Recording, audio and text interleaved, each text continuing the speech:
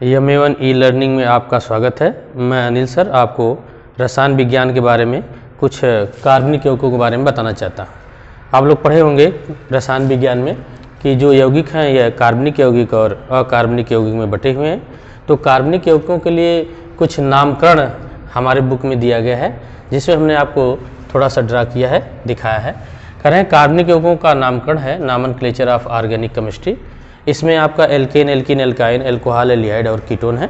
इसके बारे में लिखने के लिए कुछ विशेष पद्धतियां बनाई गई हैं, जिसे हमें याद करने, लिखने और पढ़ने में कुछ आसानी हो। तो हमने आपको ड्रा किया है, लिखा है कि कार्बनिक यौगिकों का नामकरण। तो कार्बनिक यौगिकों का नामकरण जो है यह दो भागों में बांटा गया है। पहला तो साधारण या निरर्थक पद्धति है, कॉमन सिस्टम। दूसरा वर्तमान पद्धति जो इस समय चल रही है, आईपीएसी पद्धति। जिसे आईपीएसी का फुल फॉर्म आप जानते हैं, international union pure and applied chemistry. तो जो साधारण नाम था यह पहले समय में था। पहले समय में यह जो जितने भी कंपाउंड खोजे गए थे तो उनके स्रोतों के आधार पर, उनके पाए जाने के स्थान पर, उनके स्थिति के आधार पर इनका नाम लिखा गया था। जैसे हम लोग एक पुराना नाम जानते हैं फार्मिक अम्ल। तो फार्मिक अम्ल यह चींटियों में पाया जाता था, चींटियों में। तो जो चींटियां डंक मारती हैं तो उसमें हमारे स्किन पर लाल धब्बे पड़ जाते हैं, तो उसके आधार पर उसका नाम फार्मिक अम्ल रखा गया था। उसी प्रकार सिरके में पाया जाता है एस्टिक अम्ल, जिसका सूत्र होता है HCOOH, और फार्मिक अम्ल होता है इसका होता है CH3COOH और इसका होता है HCOOH, फार्मिक अम्ल। तो इस प्रकार यह साधारण नाम रखा गया। तो साधारण नाम याद करने में और सबको उसको एक स्थान से दूसरे स्थान तक जाने में, याद करने में बड़ी परेशानी होने लगी। तो आगे वैज्ञानिकों ने इस वर्तमान पद्धति यानी आईपीएसी पद्धति की उन्होंने खोज किया। उन्होंने बताया कि इसमें जो कंपाउंड है, यौगिक है, उनका नाम हम एक क्रमबद्ध के रूप में लिख सकते हैं। जैसे उन्होंने कहा कि अगर कोई आईपीएसी पद्धति में किसी यौगिक का नाम लिखना है तो पहले हम उसका पुरोलंग लिखेंगे, शब्दमूल लिखेंगे, प्राथमिक अनुलंग लिखेंगे और द्वितीयक अनुलंग लिखेंगे। एक क्रम वाइज इनका सिस्टम यह बना है। तो क्रम वाइज में जैसे पुरोलंग में हो गया तो पुरोलंग मतलब प्रीफिक्स यानी जो पहले लिखा जाएगा, फिर इसके बाद शब्दमूल लिखा जाएगा, फिर प्राथमिक अनुलंग लिखेंगे, फिर द्वितीयक अनुलंग। जैसे हमने नीचे आपको लिखा है कि यौगिक का अगर नाम लिखना है तो पहले हम पूर्वलग्न लिखेंगे। पूर्वलग्न मतलब इसको प्रीफिक्स पहले करते हैं। इसमें जैसे हमने कहा दिया कि इसमें अगर मान लीजिए कोई हैलोजन परिवार आ गया, हैलोजन परिवार, तो हैलोजन परिवार के लिखा जाता है हैलो। हैलोजन परिवार के लिए हम लोग क्या लिखते हैं, हैलो। जैसे मान ले इसमें फ्लोरीन आ गया, क्लोरीन आ गया, ब्रोमीन आ गया और आयोडीन आ गया, तो इसके लिए फ्लोरो, इसके लिए क्लोरो, इसके लिए ब्रोमो, इसके लिए आयोडो लिखते हैं। इसके लिए फ्लोरो हो जाएगा, इसके लिए क्लोरो हो जाएगा, इसके लिए ब्रोमो और यह आयोडो हो जाएगा। ठीक। अगर पूर्वलंग में कोई कार्बन की श्रृंखला आ गई, जैसे कार्बन का कोई आ गया, तो कार्बन के लिए हम एल्किल शब्द लगाते हैं, एल्किल। जैसे मान लीजिए कोई हमने लंबी चेन ले लिया, अब इसमें लंबी चेन में हमने ऊपर कोई कंपाउंड आ गया यहाँ पर, तो इसके लिए जो हम प्रयोग करते हैं यह एल्किल प्रयोग करेंगे। इसके बाद शब्दमूल आएगा। शब्दमूल में क्या आएंगे, इसमें कार्बन की संख्या आएगी, कार्बन की संख्या। अब आपके दिमाग में होगा कि कार्बन की संख्या क्या होता है, तो आप पहले से पढ़ते हुए आ रहे हैं कि अगर एक कार्बन रहता है तो इसके लिए मेथ लिखते हैं, 2 कार्बन होता है तो इसके लिए एथ लिखते हैं, 3 कार्बन होगा तो इसके लिए प्रोप लिखते हैं, 4 कार्बन होगा तो ब्यूट लिखेंगे, 5 कार्बन होगा तो पेंट लिखेंगे, 6 कार्बन होगा तो हेक्स लिखेंगे, 7 कार्बन होगा तो हेप्ट लिखेंगे, 8 कार्बन होगा तो आक्ट लिखेंगे और 9 कार्बन होगा तो नन लिखेंगे, 10 कार्बन होगा तो डेक लिखेंगे। ठीक। इसके आगे भी बहुत हैं, इससे आगे 20 तक अब जाएंगे। जैसे 11 हो गया तो अनडेक हो जाएगा, अनडेक हो जाएगा। 12 हो गया तो डोडेक हो जाएगा। 13 हो गया तो ट्राइडेक हो जाएगा। 14 हो गया तो टेट्राडेक हो जाएगा। 15 के लिए पेंटाडेक, 16 के लिए हेक्साडेक, लगाते जाएंगे, जो हेक्स पेंट आपने लिखा बस उसको लगाते जाएंगे, कुछ है नहीं। 17 के लिए हेप्टाडेक, 18 के लिए ऑक्टाडेक, 19 के लिए नॉनडेक, अब 20 के लिए हम लोग लिखते हैं डबल डेक। डबल डेक ज़्यादातर हम लोग 10 तक ही जानते हैं, 10 तक पढ़े हैं, इसके आगे कम प्रयोग आता है। ज़्यादा तक 10 तक के ही कंपाउंड हमारे बुक में जो छपे हैं, जो प्रिंट है वो इतना दिया गया है। तो कह रहे हैं जो शब्दमूल है इसमें कार्बन की संख्या लिखती है शब्दमूल में कि कितने कार्बन आ जाएंगे। अभी आपको हम एग्जाम्पल के द्वारा इसको बताएंगे, पहले इसको समझ लें। तो पूर्वलिंग में हमने बताया कि पूर्वलिंग में जो हाइड्रोजन है उसके लिए हैलो लिखेंगे।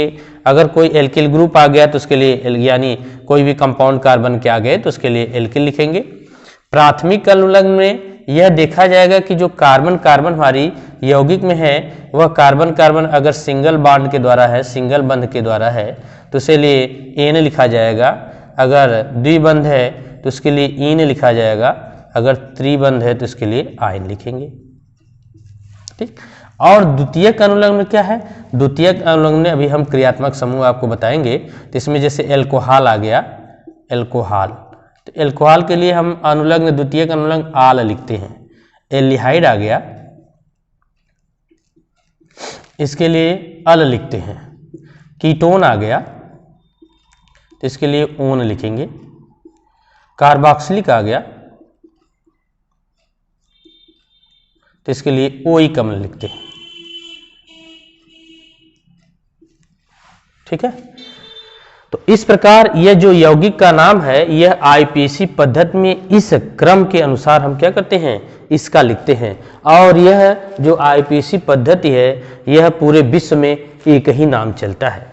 साधारण नाम तो पहले उनके स्रोतों के आधार पर, स्थिति के आधार पर था, लेकिन आईपीसी नाम यह क्या है, हमारे पूरे विश्व में एसी के नाम से पूरा विश्व बुक में हम लोग दर्ज है और इसी को हम लोग पढ़ते भी है। और इसमें से एग्जाम में 101% आने की संभावना रहती है कि 1-2 क्वेश्चन आपका जरूर उठाएगा, चाहे आपका 10 हो, चाहे 11 हो या 12 हो। ये सब उसमें कुछ आगे भी मिलेंगे, आगे भी आपको जब पढ़ेंगे तो यह आगे की कक्षाओं में भी मिलेंगे। तो हम इसी पे वर्क करेंगे, किस पे, यौगिक का नामकरण में, यानी इस पे पूर्वलिंग अनुलग्न पूरे। तो आपको हम इसको मिटाते हैं।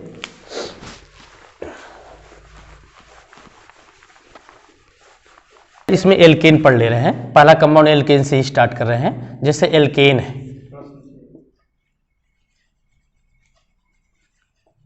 एल्केन जैसे, तो एल्केन हो गया तो इसे हम 2 पार्ट में बांट देते हैं। एक हो जाएगा एल्क और धन एन। एल्क मतलब क्या होता है, एल्क मतलब हो जाएगा कार्बन की संख्या, कार्बन की संख्या। और एन मतलब कार्बन कार्बन एकल बंध द्वारा जुड़ेंगे तो इसे क्या कहेंगे, एन कहेंगे। अब कार्बन की संख्या भी हमने आपको यह पूरा डिटेल बताया है। जैसे मान लीजिए हमने कोई कंपाउंड ले लिया, A1 2 3 का ले लिया। ठीक, 3 में हमने ले लिया। तो अब देख रहे हैं ये जो जितने कार्बन हैं ये 3 कार्बन है, तो इनको पहले क्या करेंगे, संतुलित करेंगे। तो यह हो जाएगा CH3, यह हो जाएगा CH2, यह हो जाएगा CH3। अब कहेंगे आपने अपने कैसे CH3 CH2 और CH3 लिख दिया।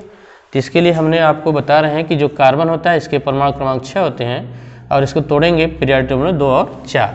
तो इसको पूरा करने के लिए 4 की कमी होती है, क्योंकि अक्रिय गैसों के अनुसार ये 2 8 18 इस तरह 32 के रूप में यह क्या होते हैं, अपने कक्षाओं को पूरा करने चाहते हैं। तो यहाँ पर जो इनकी संयोजकता है, तो कार्बन की हाइड्रोजन 3 हो गया और एक का ये मिलके यह क्या होगी, 4 होंगे कार्बन, क्योंकि 4 इसको चाहिए। और दूसरे कार्बन में ये जो इस साझेदारी से बना है, ये भी बना है और ये भी बना है। तो ये कार्बन के 2 तो खुदे हो गए, 2 की कमी हो गई तो हो गया 2 हो जाएंगे CH2 और इसका 1 हो जाएगा और कुल मिला के CH3। अब कहेगा कि आप इसी पद्धति में इस यौगिक का नाम लिखिए। तो आप कैसे लिखेंगे, हमने कहा यह कार्बन की संख्या कितनी है, 1 2 3। पहले देखिए यहाँ पूर्वलिंग देखेंगे, पूर्वलिंग इसमें कुछ लगा ही नहीं।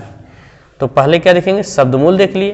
तो शब्दमूल में ये 3 कार्बन है, 3 मान के आपने क्या कहता है, प्रोप। आप लोग लिखते हैं 3 कार्बन के लिए प्रोप। और देख रहे हैं ये तीनों कार्बन एकल बंध द्वारा जुड़े हैं, तो इसमें क्या जोड़ देंगे, एन, और ये हो जाएगा क्या, प्रोपेन हो जाएगा। ठीक, अब आपको ये समझ में नहीं आएगा कि मतलब प्रोपेन है हमने सही लिखा है कि नहीं। तो एल्केन का सामान्य सूत्र भी होता है CnH2n+2। आप इसमें रख के भी दे सकते हैं। जैसे n बराबर हमने यहाँ पर मान लिया 3, कार्बन संख्या 3 है, 3 मान लेंगे तो हो जाएगा C3H और ये हो जाएगा 3+2, ये हो जाएगा C3 और 2 3 6 और +2, कुल मिला के हो गया C3H 6 2 8 हो जाएगा। इसमें काउंटिंग कर लेते हैं कितना आ रहा है, तो देख रहे हैं यहाँ पर आ गया C3 और यहाँ 3 2 5 3 8 ही आ गया। इसका मतलब यह क्या है, हमारा जो कंपाउंड बनाए हम लोग आईपीसी पद्धति में, यह क्या है, सही है। इसी प्रकार एक दो और देख लेते हैं एग्जाम्पल। देखिए जैसे अगला हम कंपाउंड लिख दिया, हमने इस तरह की कुछ संरचनाएं बना दी। तो ये संरचनाएं बनाए तो कह दिया गया कि इस संरचना का आईपीसी पद्धति में नामकरण करिए। तो आप नामकरण क्या करेंगे, पहले तो आप क्या करेंगे, पहले इसमें हम कार्बन की संख्या गिन लेंगे, यानी लंबी चेन कौन होगी, 1 2 3 4 5 6, 6 हो गया। अब इसकी आईपीसी पद्धति में कुछ ऐसे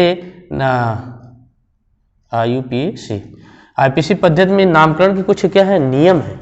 तो इस नियम को हम अगले वीडियो में बताएंगे, लेकिन आज यहाँ समझ लेते हैं। आईपीसी पद्धति में पहले क्या करते हैं, कार्बन की लंबी चेन का हम क्या करते हैं, चुनाव कर लेते हैं, 1 2 3 4 5 6। अब जो बचेगा, यह बचा और यह बचा, इसको हम पूर्वलग्न के रूप में लिखते हैं। यह पूर्वलग्न हो गया और यह पूर्वलग्न हो गया, ठीक। तो पहले कह रहा है पूर्वलग्न का नाम लिखेंगे, इसके बाद क्या करेंगे, इस मूल शब्द मूल का लिखेंगे, प्राथमिक लग्न फिर द्वितीयक लग्न। तो यहाँ पर हम पहले क्या करेंगे, पूर्वलग्न का नाम लिखेंगे। तो यहाँ पर आपका पहले पे 2 पे आया है, तो यह हो जाएगा 2 क्लोरो हो जाएगा, क्योंकि यहाँ पर आपका हैलो कहा ना, 2 क्लोरो हो जाएगा, और 3 मेथिल हो जाएगा, एल्किल है। और लंबी चेन पूरी कितना है, 6, और 6 कार्बन के लिए आपने लिखा क्या है, हेक्स, और सब एकल बंध द्वारा जुड़े हैं तो यह जाएगा हेक्सेन। तो इसका आईपीसी नाम में हो जाएगा 2 chloro 3 methyl hexane, 2 chloro 3 methyl hexane, ये इसके आईपीसी नाम हो गए। अब अगली वीडियो में हम आईपीसी पद्धति के नामकरण के बारे में, इसके कितने नियम हैं उसको हम आपको जानकारी देंगे। आज के लिए इतना ही, बहुत बहुत धन्यवाद।